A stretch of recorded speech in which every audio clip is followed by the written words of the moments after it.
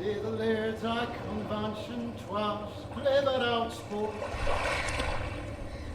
For the king's crown go down, there are crowns to be broke. Gilliatt. Ce mot était son nom.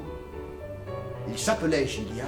Ce matin de Noël où il rencontra Déruchette et où elle écrivit son nom en riant, Gilliatt rentra chez lui, ne sachant plus pourquoi il était sorti. Il se répondait « Voilà, je comprends, Déruchette est amoureuse de moi !» Il se disait « Mais elle aussi, elle pense à moi de son côté. C'est bien fait !»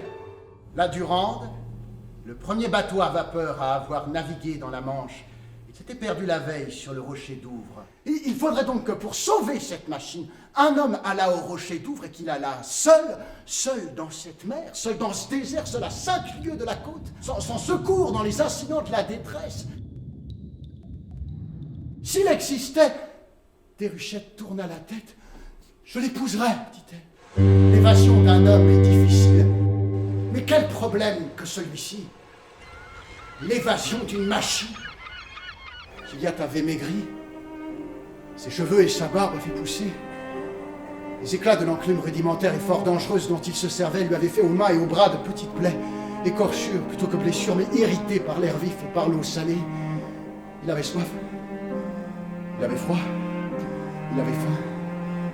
Peu à peu, et jour à jour, ses forces décroissaient.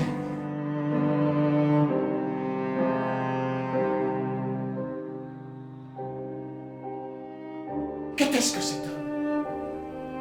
Et comment s'expliquer ce qu'il faisait là?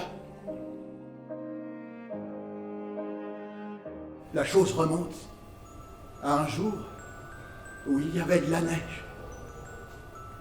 Et puis, une fois que je passais, j'ai cru que vous aviez souri. C'est comme ça que ça s'explique.